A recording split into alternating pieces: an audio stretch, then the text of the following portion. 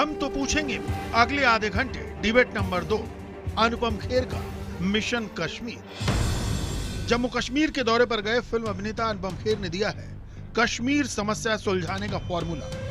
खेर की माने तो जिस दिन देश के अलग अलग राज्यों के लोगों को कश्मीर में बसने की, रोजगार करने की, जमीन खरीदने की इजाजत मिल जाएगी, उसी दिन कश्मीर समस्या का अंत हो जाएगा। अनुपम खेर के मुताबिक इसके लिए संविधान के अनुच्छेद 370 को हटाना होगा। जिस दिन आर्टिकल 370 निकल गया, कश्मीर मेरे हिसाब से कश्मीर की प्रॉब्लम सॉल्व हो जाएगी। जिस दिन कश्मीर में बंगाली, गुजराती, मराठी, केरलाइट, पंजाबी ज़मीन ले सकेगा, अपना काम कर सकेगा, उस दिन कश्मीर की प्रॉब्लम सॉल्व हो जाएगी। आपको बता दें कि कश्मीर में संविधान का आर्टिकल 370 लागू होने की वजह से भारत के नागरिकों को इस राज्य में जमीन खरीदने की इजाजत नहीं है। अनुपम खेर ने सवाल उठाया है कि जब दूसरे राज्यों से लोग आकर मिलजुल कर रहने लगेंगे तो आतंकी किस किस को मारेंगे। असहिष्णुता विवाद में खुलकर सरकार का साथ देने वाले, दिल्ली में मोर्चा निकालने वाले अनुपम खेर का ये नया सुझाव है। ऐसे में आर्टिकल 370 के हिमायतियों ने उन पर निशाना साधना शुरू कर दिया है। ये अनुपम खेर कौन है? ये कब से क्या कहते हैं धारा 370 के एक्सपर्ट हो गए? अनुपम खेर पर लगातार यह आरोप लगता रहा है कि वो बीजेपी में न रहकर भी उन मुद्दों को उठाते हैं जिसमें बीजेपी की सहमति होती है। आर्टिकल 370 पर बहस की मांग 2014 के चुनाव प्रचार में खुद प्रधानमंत्री नरेंद्र मोदी भी कर चुके हैं। ये बीजेपी के घोषणा पत्र का भी अहम हिस्सा है। आर्टिकल 370 पर बरसों से होती आ रही सियासत के बीच हम तो पूछेंगे, क्या दूसरे राज्यों के लोगों को कश्मीर में बसने की इजाजत मिले? तो आज डिबेट नंबर 2 में हमारा आज का सवाल यही है कि क्या दूसरे राज्यों के लोगों को कश्मीर में बसने की इजाजत मिलनी चाहिए। अगर आपको लगता है हाँ तो IBN7 स्पेस देकर वाई लिखिए, नहीं के लिए IBN7 स्पेस देकर एन लिखिए और 51818 पर SMS करें। हमारे ट्विटर पोल के जरिए भी आप हमसे जुड़ सकते हैं और हैशटैग अनुपम और 370 के जरिए भी आप अपनी राय हम तक पहुंचा सकते हैं। मेहमानों का परिचय कराता हूं। इस बड़ी मुद्दे पर चर्चा करने के लिए जो बड़ा पैनल मेरे साथ जुड़ रहा है उसमें भारतीय जनता पार्टी की तरफ से पार्टी के प्रवक्ता डॉक्टर संबित पात्रा, कांग्रेस की तरफ से पार्टी के प्रवक्ता राजीव त्यागी, नेशनल कॉन्फ्रेंस के प्रवक्ता जुनैद आजिम मट्टू साहब, इसके साथ साथ हमारे साथ पनून कश्मीर के चेयरमैन डॉक्टर अजय चुरुंगू साहब भी मेरे साथ यहाँ पर स्टूडियो में हैं और साथ में दो खास लोग मेरे साथ आने वाले वक्त में फोन लाइन पर जुड़ेंगे। रफ़ी अहमद मीर साहब जो कि PDP के नेता है और अशोक पंडित साहब जो कि कश्मीर से आते हैं और जाने माने फिल्म डायरेक्टर हैं। शुरुआत करना चाहूँगा 45 सेकंड के ओपनिंग रिमार्क्स और उसके बाद इस चर्चा की शुरुआत। पहला सवाल पनून कश्मीर का रिएक्शन जानना चाहूँगा डॉक्टर अजय चुरुंगू साहब आपसे। पहले 45 सेकंड जो आपके हिस्से के हैं मैं आपसे जानना चाहता हूँ, क्या अनुपम खेर साहब ने जो फॉर्मूला सुझाया है इनडायरेक्टली वो ये कह रहे हैं कि आर्टिकल 370 को अबॉलिश कर दो, कश्मीर में शांति बहाल हो जाएगी। आपको लगता है ये इतना आसान है? आसान तो नहीं है, लेकिन आर्टिकल 370 जम्मू कश्मीर को हर एक स्तर पे भारत से अलग रख रहा है, संवैधानिक स्तर पे भी और साइकोलॉजिकल लेवल पे भी। तो हमारा मानना है कि वहाँ पे बेसिकली इस संविधान की जो कल्पना राजनीतिक लेवल पे हुई थी वो इस कारण हुई थी कि जम्मू कश्मीर एक मुस्लिम मेजॉरिटी स्टेट है और भारत जो एक हिंदू मेजॉरिटी कंट्री है उसमें इसको एक कॉन्स्टिट्यूशनल एक प्रोटेक्शन मिलनी चाहिए। तो एक किस्म से एक Republic with in the Republic ये कल्पना थी। तो इसके कारण मुस्लिम आइडेंटिटी पॉलिटिक्स को एक कॉन्स्टिट्यूशनल लेजिटिमेसी मिली और प्रोटेक्शन मिली। ठीक है, और यही एक आधार बना वहाँ पे सांप्रदायिकता का जो 45 सेकंड हो गए, मैं लौटूंगा आपके पास। हमारी ये मजबूरी है, हम बजर राउंड में 45 सेकंड देते हैं बगैर इंटरप्शन के। उसके बाद जब डिबेट सब खुलेगा तब आप अपनी बात पूरी रखिएगा। मट्टू साहब, आपने सुनी पनून कश्मीर की आवाज़, नेशनल कॉन्फ्रेंस के आप नेता हैं, आप चाहेंगे अनुपम खेर के फॉर्मूले को माना जाए? हरगिज नहीं। देखिए, अनुपम खेर जी की एक निजी राय है, निजी राय रखने में तो कोई भी अपनी राय रख सकता है। वो डोनाल्ड ट्रंप बैठे अमेरिका में, वो तो काफ़ी सजेशन दे रहे हैं कि इमिग्रेंट्स का आना बंद कीजिए, ये कीजिए, वो कीजिए। डॉक्टर चुंगरू ने जो कहा है मैं उसको एक पर्सपेक्टिव में डालूं। एक फेडरलिज्म होता है, हमारा एक नेगोशिएटेड एक्सेशन है, वो आज इनको अच्छा लगे या नहीं लगे, लेकिन कुछ वादे किए जाते हैं जो टाइमलेस होते हैं। जब एक्सेशन हुआ था एक वादा किया गया जिसको आप रिव्यू नहीं कर सकते, सिर्फ constituent assembly of Jammu and Kashmir कर सकती है। अगर आपकी इतनी कॉन्फिडेंस है कि 370 ऑब्सोलीट हो गया तो आप जम्मू और कश्मीर के आवाम से पूछिए, यहां पे एक रेफरेंडम कीजिए 370 रहना चाहिए कि नहीं। ये कानून कॉन्स्टिट्यूएंट असेंबली ऑफ जम्मू और कश्मीर ने लाया है और इसको ना ही पार्लियामेंट हटा सकता है ना ही सुप्रीम कोर्ट हटा सकता है। सुप्रीम कोर्ट ने भी ये रिसेंटली कहा है। यहां के लोगों की एक आइडेंटिटी है, उसको प्रोटेक्ट करने के लिए तब के लीडरों ने एक 370 की 45 सेकंड मैं लौटूंगा आपके पास। राजीव त्यागी, 370 हटाइए, कश्मीर के अलावा बाहर के लोगों को कश्मीर में बसाइए और समस्या का समाधान पा लीजिए। देखिए, हमारा ये मानना है कि भारतवर्ष का या किसी भी देश का 3-4 मामले होते हैं। रक्षा होता है, वित्त होता है, चुनाव आयोग होता है, या फिर आपके न्यायपालिका होती है। वो सारी चीज़ देश के प्रत्येक हिस्से पे लगती है। जम्मू कश्मीर से लेकर कन्याकुमारी तक सर्वोच्च न्यायालय, सुप्रीम कोर्ट निर्णय लेता है। रक्षा मामले केंद्र सरकार देखती है, विदेश मामले केंद्र सरकार देखती है, वित्त मामले केंद्र सरकार देखती है। इसमें कहाँ डिफ्रेंशिएट हो गया किसी भी राज्य के मामले में। आर्टिकल 370 के साथ साथ आर्टिकल 371 में बहुत सारे राज्यों को और बहुत सारी पावर्स हैं, उस पर भी बहस हो सकती है। लेकिन कश्मीर पर बहस करके कहीं ना कहीं लोग बाग राजनीतिक रूप से फायदा उठाते हैं, भारतीय जनता पार्टी विशेष रूप से।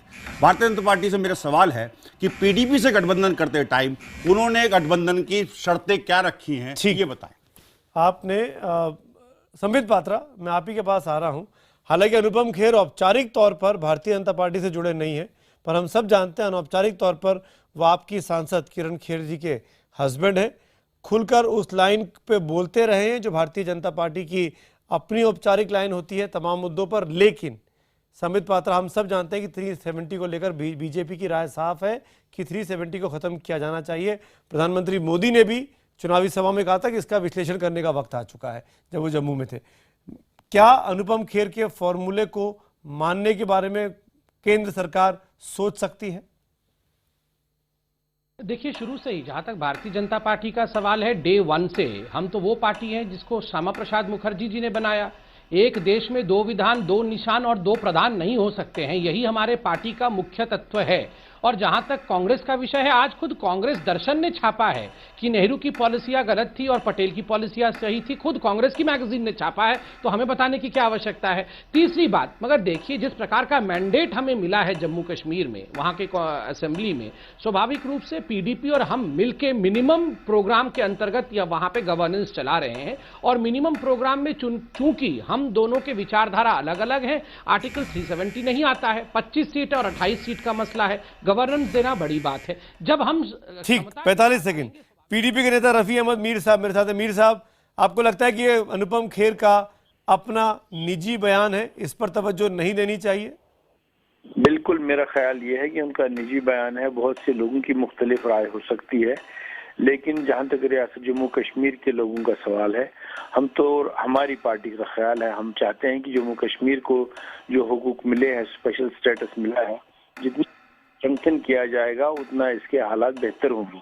मैं तो ये समझता हूँ कि जिस तरह हमने इलाक के वक्त जब इलाक हुआ, पहले आर्जी तरीके पर हुआ, फिर 370 को इनकॉर्पोरेट किया गया कॉन्स्टिट्यूशन में, एक बहुत ही महत्वपूर्ण हमारे लिए है। और इसके अंडर जो हमारा यहाँ पर आर्टिकल 370 से जो जिसके हम लाभ उठाते हैं, फायदा है हमें, वो हम सारी रियासत जम्मू कश्मीर के हर नागरिक और जो यहाँ बंदा बशर रहता है उनके लिए है।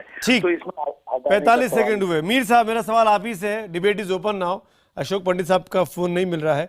डिबेट इज ओपन, सबके, कोई भी किसी के बीच में बोल सकता है। मीर साहब, मेरा सवाल आपसे है, आप 370 के इतने विरोधी हैं तो आपने बीजेपी के साथ हाथ क्यों मिलाया मुख्यमंत्री बनने के लिए?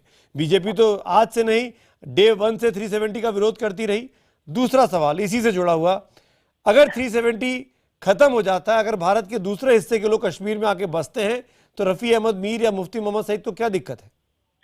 मैं आपको पहले ये बताना चाहता हूं कि हम पहले भी ये वाजे कर चुके हैं कि जिस वक्त हम इलेक्शन लड़ रहे थे, इलेक्शन में किसी पार्टी को ये मालूम नहीं था किसको कितनी सीटें मिलेगी।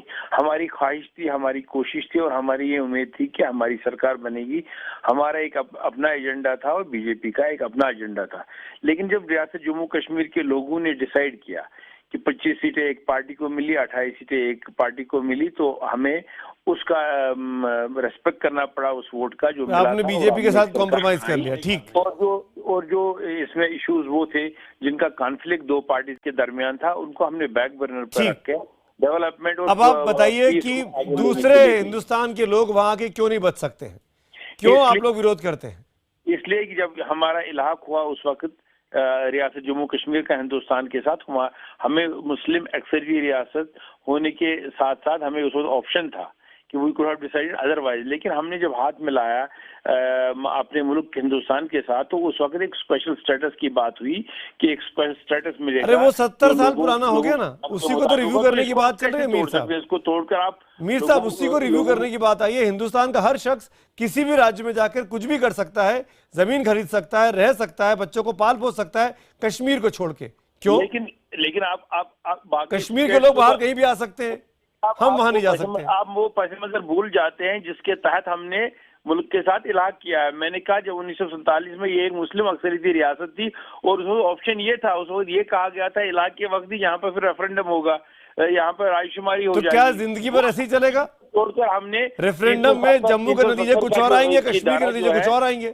हम सब जानते हैं जैसा कि चुनाव हुआ है। नाता जोड़ा लेकिन अंडर सर्टेन कंडीशंस। तो इस वक्त क्या फिर हम ये भी कहेंगे कि हमारा इलाक था वो आज हम रिकंसिडर करेंगे, नहीं अब हमें गलती हो गई, वो कैसे हो सकता है? डॉक्टर अजय चरंगू जवाब देना चाह रहे हैं पनून कश्मीर के। राजीव जी एक मिनट। डॉक्टर चजर दो बातें कहना चाहूंगा। एक, ये भ्रांति जो है कि नेगोशिएटेड एक्सेशन है, ये बिल्कुल गलत है। संवैधानिक रूप से एक्सेशन में नेगोशिएशंस की कोई स्कोप नहीं थी। एक बना था एक सिस्टम जिसके हिसाब से एक्सीड करना था, प्रिंसली स्टेट्स के रूलर्स को डिसाइड करना था। ये एक बात है। दूसरी बात मैं कहना चाहता हूँ कि जहाँ तक आर्टिकल 370 का ताल्लुक है, इसको लेके बराबर जब तक आर्टिकल 370 के लिए डिस्कशंस नहीं हुए तब तक सीजफायर तक तो कभी ये बात ही नहीं हुई किसी कंडीशन की। किसी नेशनल कॉन्फ्रेंस के नेता ने कोई बात नहीं की कि भाई कंडीशन इसलिए होना, ये एक्सेशन इसलिए होगा क्योंकि आप आर्टिकल 370 रखो।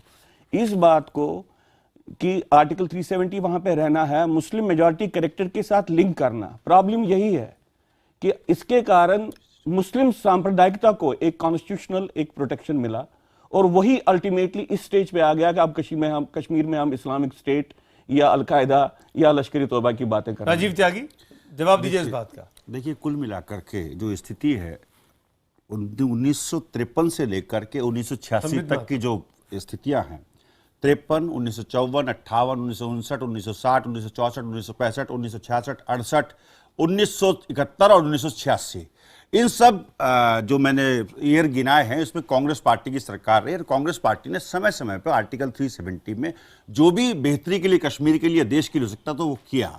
1970 से 80 के बीच में भारतीय जनता पार्टी रही, सरकार में रही जनता पार्टी की। 89 से 91 के बीच में इतिहास में नहीं, इतिहास में जाना पड़ेगा। आप जाइए इतिहास में, आप जाइए। बिल्कुल मैं कहना चाहूंगा उसके बारे में। कांग्रेस पार्टी का स्टैंड 89 से 91 के बीच में भारतीय जनता पार्टी की वीपी सिंह साहब की सरकार में रही, फिर अटल जी की सरकार रही, आज फिर सरकार पूर्ण बहुमत में है और अभी सुप्रीम कोर्ट में अभी सरकार मिलजुल के बनी है। अभी सरकार ने मेरी बात सुनिए आप चुनाव केंद्र में पूर्ण बहुमत में है, केंद्र में पूर्ण बहुमत में। मैंने कहा अभी सुप्रीम कोर्ट में पीडीपी ने एक हलफनामा दाखिल किया है और उसमें कहा कि आर्टिकल 370 को रिमूव नहीं किया सकता और भारतीय जनता पार्टी खामोश है। पीडीपी का स्टैंड मीर साहब बताएंगे, बीजेपी का स्टैंड पात्रा साहब बताएंगे, कांग्रेस का स्टैंड हम आप बताएंगे। क्या 370 को हटाया जाना चाहिए? 100% वहां पर गैर कश्मीरियों को बसने की इजाजत मिलनी चाहिए? मैं बहुत स्पष्ट कहूं कि हमारा संविधान आर्टिकल 370 और आर्टिकल 371 में 370 में नॉर्थ ईस्ट को स्पेशल पावर देता है, तो क्या नॉर्थ ईस्ट में भी सारी स्पेशल पावर हटा दी जाए? क्या महाराष्ट्र से हटा दी जाए? क्या गुजरात से हटा दी जाए? स्पेसिफिकली कश्मीर के बारे में पूछ रहा हूं। मैं 370 को हटाया जाना चाहिए? आप मना कर दीजिए ना, आप तो प्रवक्ता है, बोल सकते हैं। पार्टी का स्टैंड यही है। सहमत नहीं है कि आर्टिकल 370 को रिमूव किया जाए। कांग्रेस पार्टी का क्लियर स्टैंड है और कांग्रेस पार्टी भारतीय जनता पार्टी के दोगलेपन पे प्रश्न चिन्ह लगाती है कि वो क्लियर करेगी। पीडीपी ने जो अभी सुप्रीम कोर्ट में एफिडेविट दिया है उस पर भारतीय जनता पार्टी का रुख किया। शांत हो जाए तो मैं बोलूं। बोलिए। इतना ही बोलना था स्पष्ट रूप से, तो इतना 61, 62, 63 क्यों कर रहे थे? इतना ही बोल देते। अरे तो आपने क्या किया ये बताइए संबित पात्रा, आपकी सरकार नहीं रही आज। आपका सुन लीजिए, 2014 के मैनिफेस्टो कहां पर है, कौन से पन्ने पे बताइए? राजीव जी सुन लीजिए, दोगलेपन की इंतहा है संबित पात्रा जी, जरा बताइए। शांत हो जाइए, पानी पी लीजिए थोड़ा सा, मेरे प्रश्न बहुत चुपते हुए हैं, पानी पी लीजिए थोड़ा सा। राजीव जी, ये आप एंकर क्यों- बदल गए हैं। राजीव जी लीजिए। क्यों उग्र हो रहे हैं? राजीव जी आराम से, आराम से। अरे भाई, आप बोल दोगलेपन पे चुके। सवाल करिए ना अरे सुमित तो जी, आप पूछ रहे हैं ना, पूछिए आप ना बोलने तो कि दीजिए। PDP ने एफिडेविट क्या राजीव दिया? त्यागी बोलने दीजिए उनको भी, आप डांटिए मत सुमित, आप उनको बोलने दीजिए। डांटिए मत। आप बिल्कुल आप बोलने नहीं दे बिल्कुल रहे, आप बोलने नहीं दे रहे वो उनको। जवाब इधर उधर की हाँ तो बात ना उनको करें। आप बोलने नहीं इधर दे रहे, उधर आप की बात ना लगातार करें। पीछे बोले जा रहे हैं। बोलिए संबित। देखिए, अभी मैं एनसी के नेशनल कॉन्फ्रेंस के प्रवक्ता को सुन रहा था, बड़े पढ़े लिखे विद्वान व्यक्ति है। उन्होंने कहा कि दिस प्रोविजन इज टाइमलेस। मैंने वो शब्द तुरंत लिखा, टाइमलेस प्रोविजन नहीं है, उसका भी टाइम्ड है, क्योंकि जो शब्द इस्तेमाल किया गया है ट्रांजिएंट, टेम्पररी, स्पेशल प्रोविजन, ये कॉन्स्टिट्यूशन में ये शब्द इस्तेमाल किए गए हैं। हाँ, उसमें जरूर एक क्लॉज है, अगर इसको रिपील करना है तो क्लॉज 3 जो कहता है, क्लॉज 3 के अनुसार प्रेसिडेंशियल प्रोक्लेमेशन, और वो भी जब constituent assembly of Jammu Kashmir recommend करेगी तब प्रेसिडेंट प्रोक्लेम करेंगे और ये क्लॉज हटाया जा सकेगा। दो चीजें हुई, एक तो कॉन्स्टिट्यूएंट असेंबली जो है 1957 में भंग हुआ, इसको अमेंडमेंट के माध्यम से भी किया जाता है, पार्लियामेंट के अमेंडमेंट से, मगर उसके लिए 2/3 बहुमत चाहिए, 3/4 हमारे पास सदस्य होने चाहिए। वहां पे कॉन्स्टिट्यूशनल अमेंडमेंट है, वो संख्या हमारे पास नहीं है।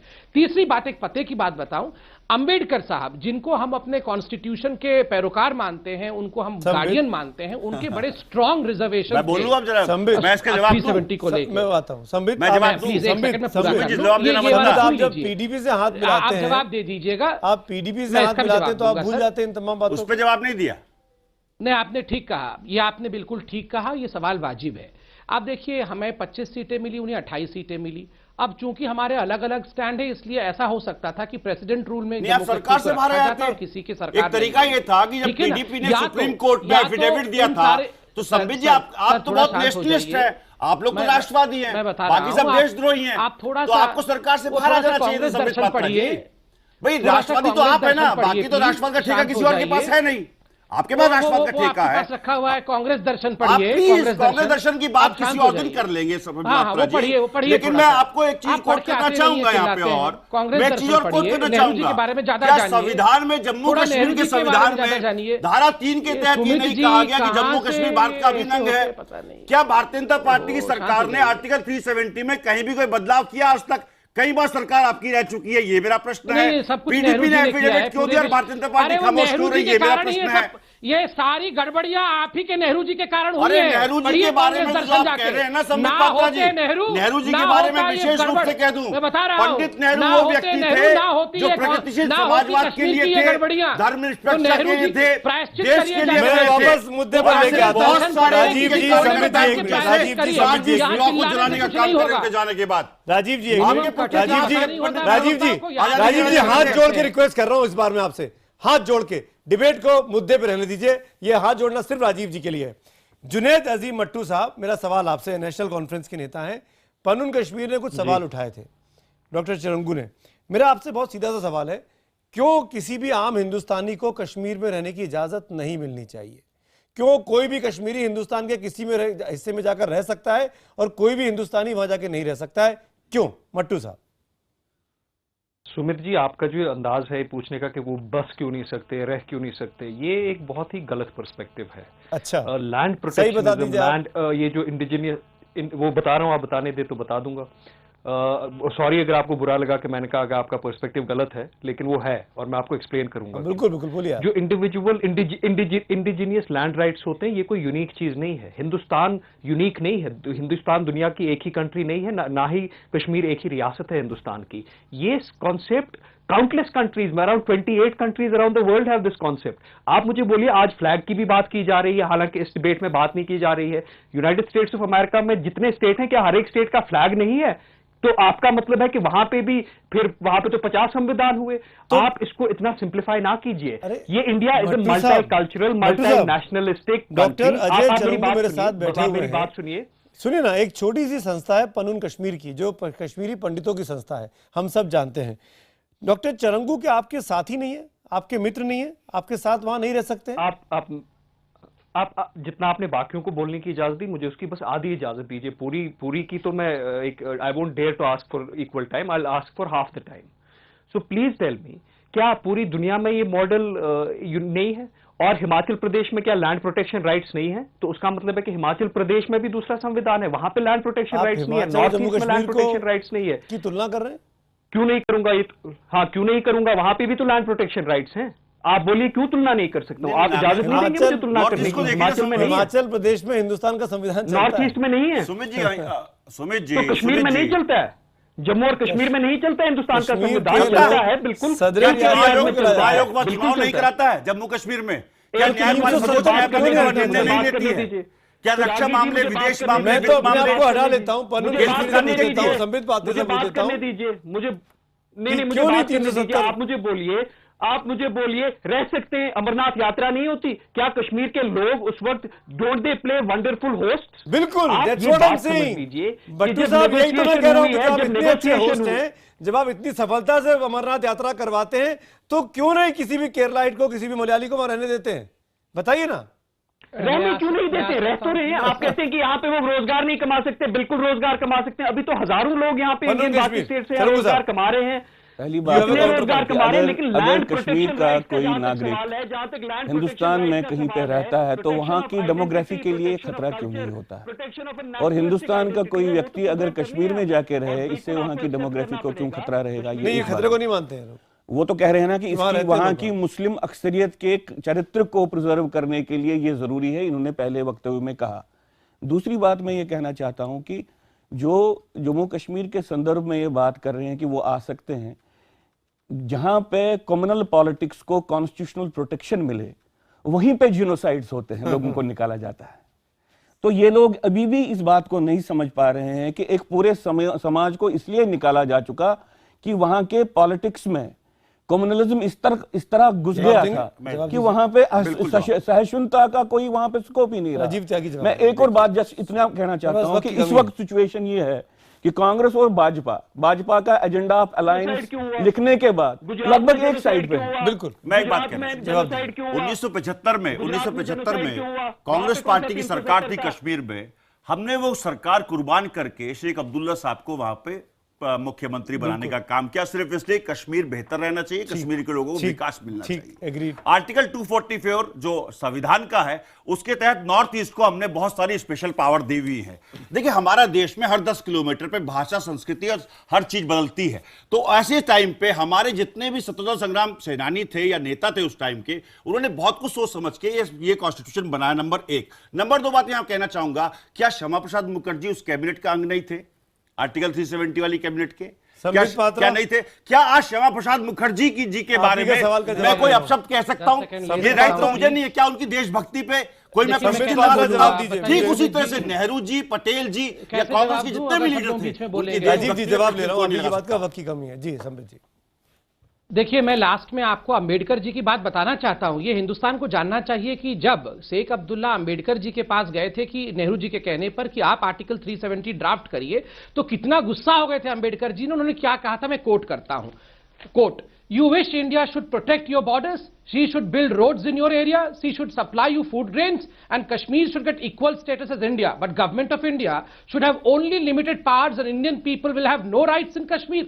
To give consent to this proposal would be a treacherous thing against the intent of India and interest of India. And I as the law minister of India will never do it.